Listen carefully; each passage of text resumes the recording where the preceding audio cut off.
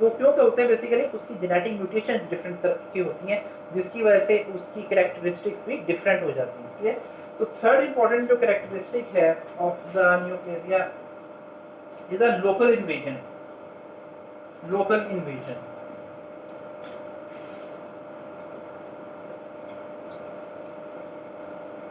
Local invasion का क्या मतलब है कि where the tumour is growing either it is invasive for the nearby cells or not।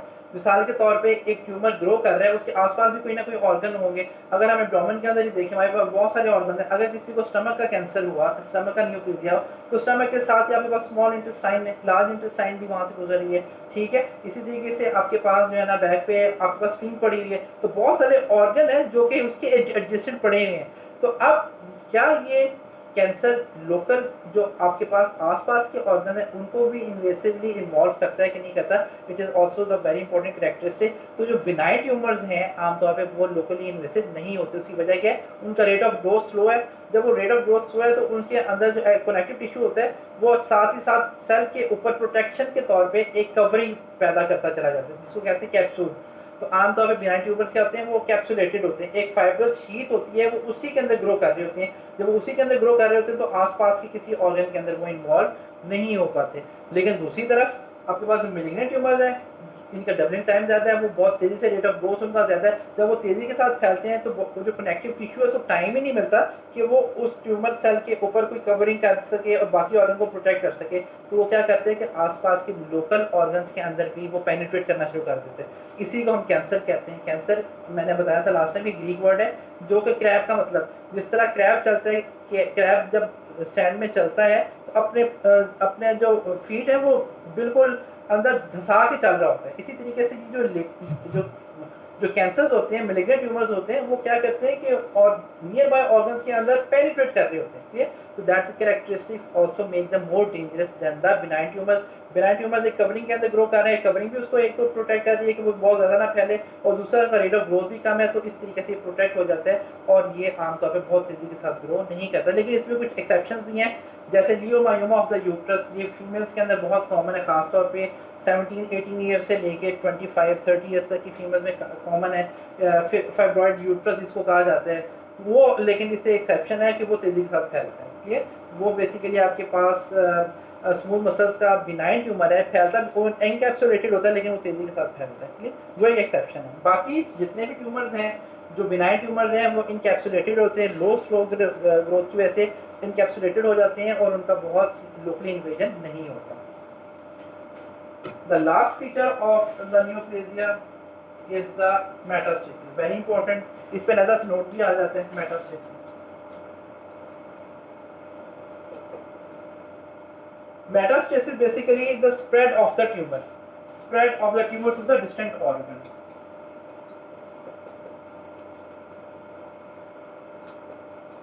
Distant, distant मतलब दूर के।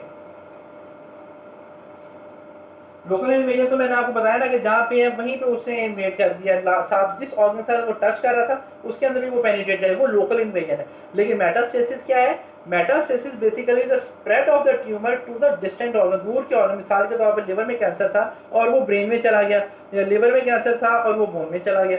ठीक है, तो दिस इज द मेटास्टेसिस। तो मेटास्टेसिस बेसिकली इसके 3 रूट्स हैं स्प्रेड करने के। एक बात याद रखो कि जो बिनाइन ट्यूमर्स हैं they are not non-metastatic, they do not metastasize, only the malignant tumors are going to be metastasis। clear? इनका मेटास्टेसिस होता है malignant tumors का, बिनाइन ट्यूमर से क्यों नहीं होता? क्योंकि मैंने आपको बताया कि उनके ऊपर एक वैसी कवरिंग आ जाती है, एक इनकैप्सुलेटेड वो होते हैं, कैप्सूल उसके ऊपर होता है तो उसको फैलने नहीं देता। ठीक है, तो वो इन्वेड नहीं, ना वो इन्वेड कर पाता है ना वो बाकी ऑर्गन में जा सकता है। लेकिन जो मेटास्टेसिस जो malignant ट्यूमर है उनमें कोई कैप्सूल नहीं होता, सेल्स जो है वो तेज़ी के साथ जब फैलते हैं आसपास के ऑर्गन को इन्वॉल्व करते हैं, और साथ ही साथ फिर मुख्तलिफ रूट से बाकी ऑर्गन में भी चले जाते हैं। अब वो कौन कौन से रूट्स हैं? तो मेटास्टेसिस के 3 इंपॉर्टेंट रूट्स हैं। First is the body cavities,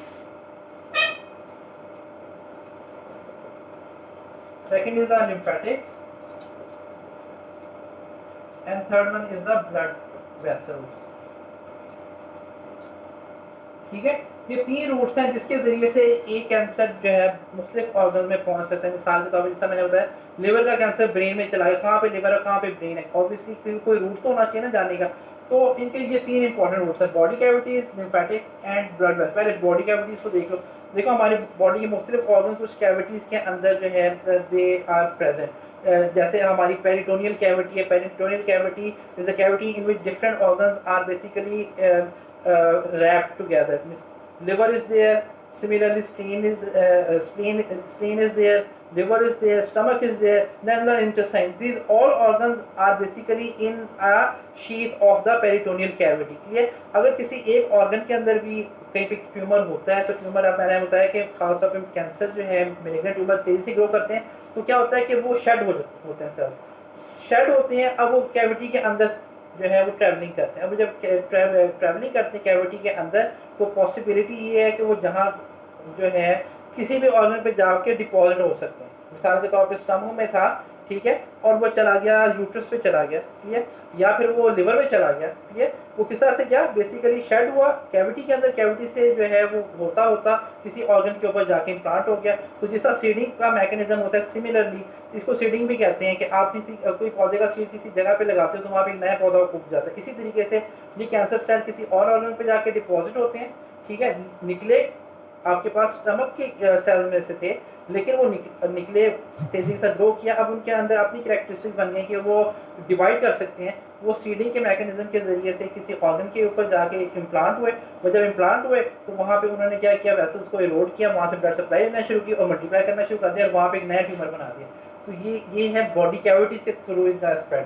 तो जो दूसरा स्प्रेड है ये आमतौर पर एब्डोमिनल कैविटी में भी हो सकता है, इसी तरीके से पेरिटोनियल कैविटी में भी हो सकता है।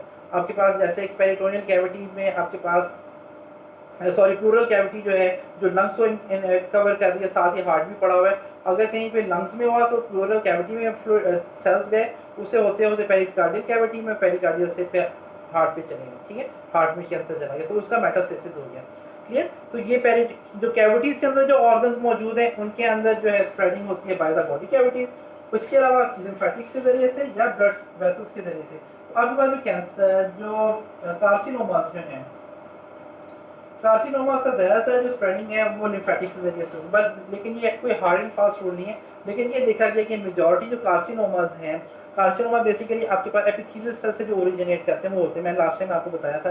तो कार्सिनोमा का ज़्यादा स्प्रेड लिम्फेटिक्स के ज़रिए से होता है, क्लियर। वो लिम्फेटिक्स के ज़रिए से जाते हैं, यानी कि नियर बाय जो लिम्फेटिक्स हैं उसमें इन्वॉल्व होते हैं, फिर लिम्फ नोड्स में जाते हैं, फिर अगले लिम्फ नोड्स के ग्रुप में जाते हैं, और अल्टीमेटली जहाँ जहाँ पे वो लिम्फेटिक्स ड्रेन कर रही होती हैं वहाँ पे जाते जाते जाते हर ऑर्गन जो उसको नियर बाय मिलता जाता है उसको वो इन्वॉल्व करते चले जाते हैं, क्लियर। तो कार्सिनोमा आपके लिम्फेटिक्स से होते हैं, और जो आपके सार्कोमास जो हैं, जो पेरेन्काइमल सेल्स के हैं सार्कोमास, वो मेजॉरिटी आपके पास जो है ब्लड वेसल से स्प्रेड करते हैं, क्लियर। तो ये डिफरेंट रूट्स हैं जिसके ज़रिए से ट्यूमर जो है मुख्तलिफ बॉडी के ऑर्गन्स के अंदर जो है ना पेनिट्रेट करते हैं, और अकॉर्डिंगली फिर जो है वो उसमें प्रॉब्लम करते हैं, क्लियर। तो इसके अलावा जो है आपके पास इसी की बेस के ऊपर, मेटास्टेसिस की बेस के ऊपर ही हम कैंसर्स या मेलिग्नेंट ट्यूमर्स की जो है उसकी स्टेजिंग करते हैं। ये भी इंपॉर्टेंट है कि how we stage the tumour. अब कहते हैं ना, आपने सुना होगा कि फलां को स्टेज 3 का ट्यूमर है, फलां को स्टेज 4 का ट्यूमर है, 1 का 2 का। तो वो स्टेजेस क्या होती हैं? Stages basically are of the based on the metastasis. Stage 1, 2, 3 and 4, ये जो 4 स्टेजेस हैं, अगर ट्यूमर जहाँ से ओरिजिनेट किया वहीं पे मौजूद है और 1 to 2 सेंटीमीटर तक के साइज़ का है और उसी जगह पे, एक ही जगह पे मौजूद है, तो ये स्टेज 1 होगी, क्लियर। स्टेज 2 क्या है कि ऑर्गन इन्वॉल्व उसने किया, क्लियर, ऑर्गन को इन्वॉल्व किया, लेकिन उसका जो मेटास्टेसिस था वो पैरेलल साइड के ऊपर हुआ, यानी कि डायफ्राम से ऊपर रहा। मिसाल के तौर पे ब्रेस्ट ट्यूमर राइट साइड का था, लेफ्ट में चला गया, क्लियर, लेफ्ट का था राइट में आ गया, क्लियर। इसी तरह लंग का ट्यूमर था, लेफ्ट पे था राइट पे आ गया, राइट का था लेफ्ट पे आ गया। तो ये आपके पास स्टेज 2 होगी, क्लियर। स्टेज 2 क्या है कि डायफ्राम के अगर एक ही साइड पे होगा तो आपके पास स्टेज 2 है। स्टेज 3 क्या है कि डायफ्राम से क्रॉस कर गया, आपके पास सर्वाइकल ट्यूमर्स का कैंसर था, वो निकल के इंग्वाइनल ट्यूमर्स में चला गया, क्लियर। तो अब ये डायफ्राम को क्रॉस कर दिया, ठीक है।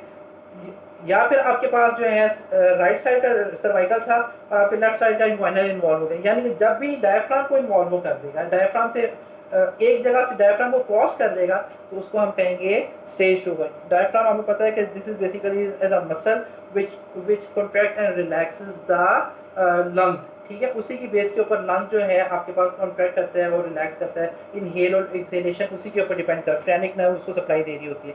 अगर वो नर्व डैमेज हो जाए तो पेशेंट की उसी पर डेथ हो जाती है, ठीक है। तो आपके पास डायफ्राम को हमने एक स्टैंडर्ड बनाया। अगर डायफ्राम की एक साइड पे ट्यूमर है तो हम स्टेज 2 तक कहेंगे। अगर एक साइड पे क्या कैंसर था वो स्टेज 1, दोनों साइड पे आ गया स्टेज 2।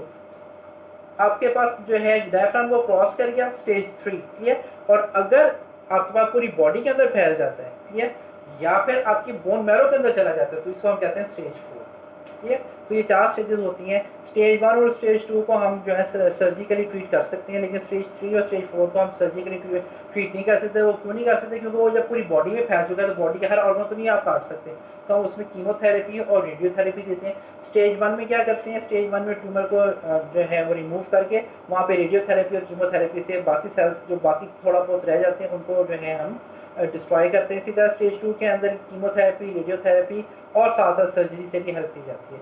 तो this is all about the characteristics of the neoplasms. ये आपका चैप्टर ख़त्म हो गया है, तो आपका कोर्स भी इसके साथ ही ख़त्म हो गया है। मुझे उम्मीद है कि मैंने तकरीबन कोर्स तो सारा कवर करा दिया आपका। कोई आपके पास क्वेश्चन है, कोई आप पूछना चाहते हो तो आप मुझसे पूछ सकते हो। तो और जो अगर पेपर बनता है, अगर आपका पेपर होता है तो वो इंशाल्लाह जो मैंने आपको पढ़ाया है इसी के अंदर से आपका जो है ना पेपर बनेगा और इससे बाहर कुछ नहीं होगा। इसमें कुछ चीज़ समझ नहीं है तो आप मुझसे जो है वो पूछ सकते हो। इंशाल्लाह अगर एग्ज़ाम्स होते हैं तो फिर आपको जो है वाइवे में मिलेंगे दोबारा से। होप फॉर द बेस्ट कि अल्लाह ताला ये जो वबा फैल गई है इसको जल्द से जल्द ख़त्म करे और जो है अपनी नॉर्मल लाइफ की एक्टिविटीज़ में वापस आएँ। Thank you very much.